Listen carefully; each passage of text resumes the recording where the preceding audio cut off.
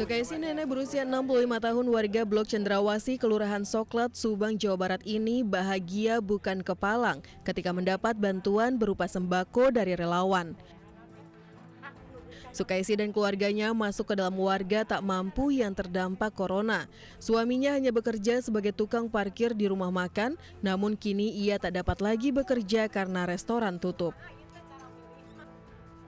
Sukaisi juga protes karena di masa pandemi ini justru ia tidak mendapat bantuan dari pemerintah lantaran namanya tidak termasuk dalam daftar penerima bantuan, padahal tetangga-tetangganya mendapat bantuan dari pemerintah. Sementara ia hanya bisa gigit jari.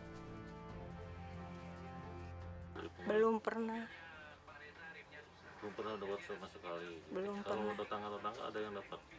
Tetangga-tetangga banyak yang dapat. Katanya kenapa nggak dapat? Nggak tahu, kalau dulu mah ya belum ada corona gitu dapat BLT gini. Tapi sekarang dipinjam, jadi nggak dapat lagi. Udah lama. Udah lama, kalau nggak salah tahun 17-an dah. Karut-marut data penerima BLT ini bahkan juga disuarakan oleh kepala desa dan perangkatnya di Kabupaten Subang, Jawa Barat. Dengan statement Bapak bahwa warga kami akan mendapat bantuan, ini semua ricuh. Dan yang paling garda terdepan adalah kami sebagai kepala desa. Bukan saya saja sebagai kepala desa Jalan Cagak, tapi saya yakin seluruh Kabupaten Subang, termasuk Bapak Bupati Kabupaten Subang pun kebingungan dalam hal kebijakan. Kepala desa ini melampiaskan kekesalannya terkait kebijakan pemberian bantuan sosial sebagai dampak corona di tanah air. Bantuan sosial ini justru membuat kisruh warganya akibat kebijakan yang tumpang tindih. Awalnya kisruh dari pendataan. Kami simpang siur data awal dari pihak dinas sosial mendata tanpa ada kuota siapa saja yang merasa terdampak dengan COVID-19 ini bisa diajukan. Bukan hanya di Subang, protes juga disuarakan oleh Bupati Bolang Mongondo Timur Sehan Salim Lanjar. Ia mengamuk lantaran warganya susah makan di masa pandemi corona akibat belum dapat bantuan dari pemerintah viral di media sosial. Sehan mengaku kesal dengan mekanisme BLT melalui transfer bank karena mempersulit pembagian BLT kepada rakyat terdampak COVID-19. Tim Liputan iNews melaporkan. Baik, pemirsa, kami akan mendalami lebih jauh apa sebenarnya yang menjadi masalah penyaluran BLT. Sudah bergabung bersama kami Kepala Desa Jalan Cagak, Indra Zainal Alim, yang berada dalam video marah-marah yang sempat viral di media sosial. Assalamualaikum, selamat sore Pak Indra. Selamat sore, Mbak. Ya, Pak Indra, apa sebenarnya yang menyebabkan ada ketidaksesuaian data penerima bantuan sosial dampak COVID-19 ini? Sebenarnya dari awal kami mendapat surat edaran dari Dinas Sosial Kabupaten untuk mendata warga kami yang terkena dampak virus COVID-19 ini.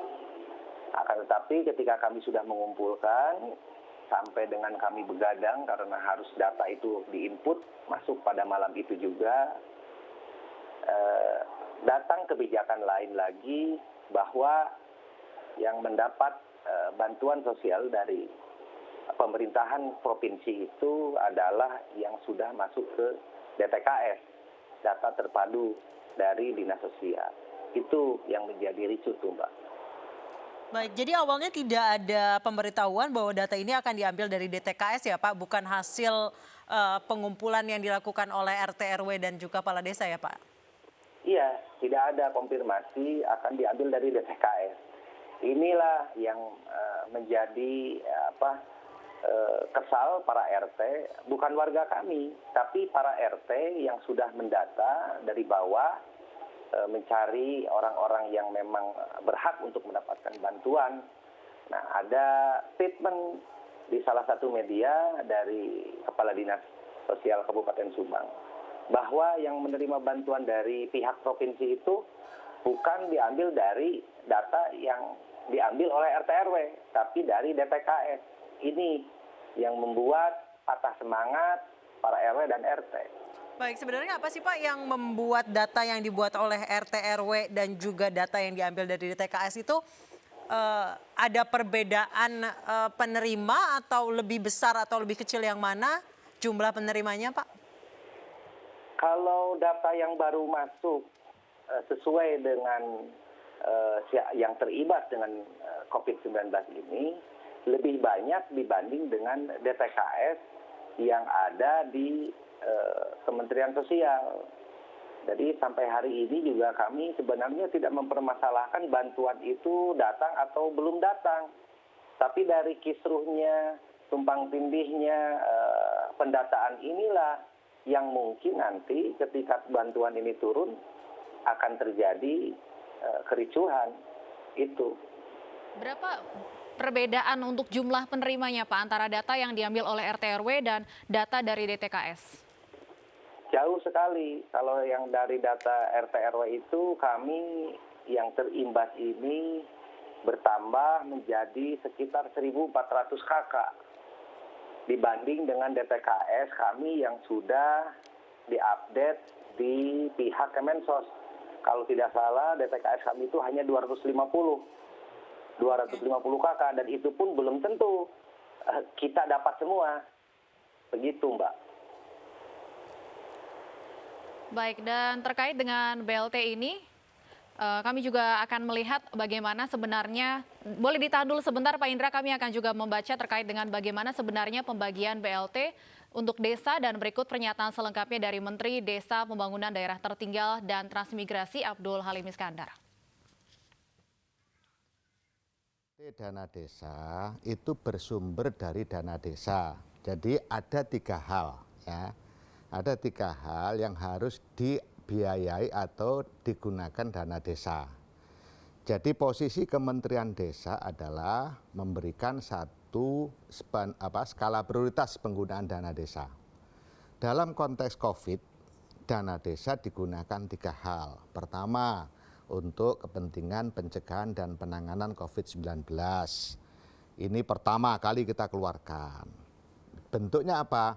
Melakukan sosialisasi, penyemprotan disinfektan, penyiapan tempat-tempat cuci tangan pakai sabun, pakai air mengalir, penyiapan tempat isolasi desa, mengantisipasi berbagai kemungkinan. Kemudian setelah ini ya untuk COVID-19 juga untuk padat karya tunai desa. Nah, 2 hal ini adalah sebuah kebijakan yang sudah terakomodasi di dalam Permendes nomor 11 tahun 2019. Di sana sudah ada, sehingga saya tidak merubah peraturan Menteri Desa karena hanya dua-duanya sudah terakomodir. Nah, kemudian satu lagi. Jadi 2 ya, itu sudah cukup surat edaran semula. Kemudian muncul lagi ya tambahan kebijakan pemerintah, Pak Presiden menghendaki agar dana desa bisa juga digunakan untuk bantuan langsung tunai desa. Nah, karena untuk BLT ini belum ada payungnya di Permendes nomor 11, maka saya melakukan perubahan Permendes. Keluarlah Peraturan Menteri Desa nomor 6 tahun 2020. Jadi pada hakikatnya tidak ada perubahan kebijakan, yang ada adalah penambahan kebijakan. Semula hanya untuk pencegahan dan penanganan COVID-19 dan padat karya tunai desa, kemudian ada kebijakan baru penambahan untuk bantuan langsung tunai desa. Dan itu semua ada rumusnya, ada aturannya. Baik, Pak Zainal mungkin bisa ditanggapi tadi Menteri Desa mengatakan bahwa BLT ini bisa diambil dari dana desa yang diperoleh oleh desa Anda, Pak. Apakah mencukupi? Iya, betul. Dari dana desa juga, ini yang menjadi kekhawatiran kami. Ketika dari dana desa ini tidak tercover semua, hanya bisa dana desa ini hanya mengcover paling banyak 140 kakak. Sedangkan yang berhak di sini bisa lebih dari 140 kakak. Nah, ketika dari Kementerian Sosial tercover dari pihak provinsi tercover, umpamanya hanya 100. Dari pihak kabupaten bisa tercover 100 umpamanya. Nah, total berarti yang tercover ini hanya sekitar 400. Nah, ditambah dengan dana desa berarti jadi 440. Nah, ketika desa mengeluarkan kebijakan BLT ini tidak tercover semua, ini saya sudah bisa bayangkan. Ketika tetangganya mendapat BLT, yang tetangganya sebelahnya tidak, ini yang menjadi polemik baru di tengah-tengah warga. Jadi sebenarnya kalau warga ini kita bilang, seandainya kita sebutkan persyaratan-persyaratan bahwa yang berhak mendapatkan itu adalah ada klasifikasinya. Kita jelaskan seperti itu, mereka tidak akan mengerti. Yang penting mereka ini mendapat bantuan karena mereka juga merasa terimbas. Itu yang menjadi permasalahan. Baik Pak Zainal, ada perbedaan angka yang sangat tajam dari 1.400 KK dari hasil pendataan RT RW dan yang tercover oleh bantuan baik dari Kemensos, dari dana desa, dari DTKS dan lain sebagainya hanya 440. Kalau jika lihat ada perbedaan hampir 1.000 KK perbedaan antara data yang tercover oleh BLT dengan yang telah didata oleh RT RW. Sebenarnya apa sih Pak yang menyebabkan perbedaan itu? Apakah emang tidak ada pemutakhiran data yang dilakukan oleh pemerintah setempat, Pak? Jadi sebenarnya itu kan hanya perkiraan kami. Perkiraan ketika kami akan mendapat bantuan sekitar 100 atau 200 KK. Kami juga sampai per hari ini tidak tahu berapa KK yang akan disetujui oleh pihak Kemensos, pihak dari provinsi, dan pihak kabupaten. Nah, inilah kembali lagi, ketika perbedaan ini bukan artian dari tidak pemutakhiran data.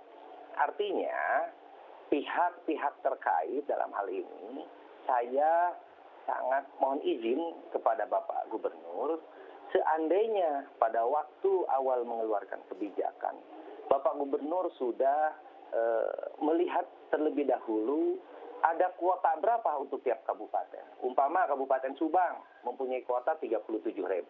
Ini akan lebih gampang dicerna oleh kami pihak desa. Nanti dari pihak Dinas Sosial Kabupaten mungkin akan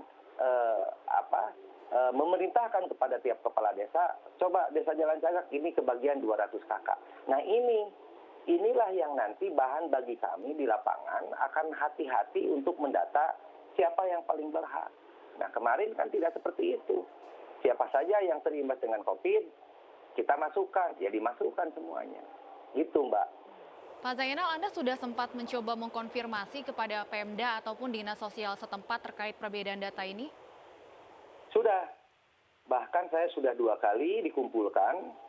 Pada waktu itu saya datang ke Bupati atas nama perwakilan Abdesi Kabupaten Subang. Kebetulan saya koordinator wilayah Subang Selatan, terdiri dari 62 desa.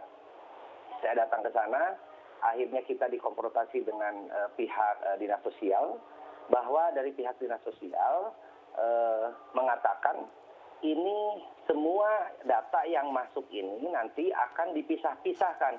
Mana yang menjadi bagian dari Pemprov, mana yang menjadi bagian dari pusat, Kemensos, mana yang menjadi bagian dari kabupaten. Dan yang terakhir, mana yang menjadi bagian dari DD.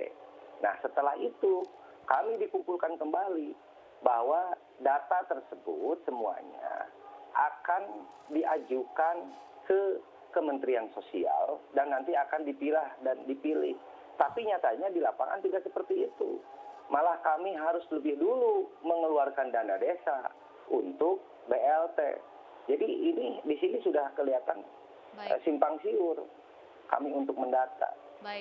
Baik, terima kasih Pak Indra Zainal Alim, Kepala Desa Jalan Cagak, Subang, Jawa Barat sudah berbincang bersama kami di Ini Sore.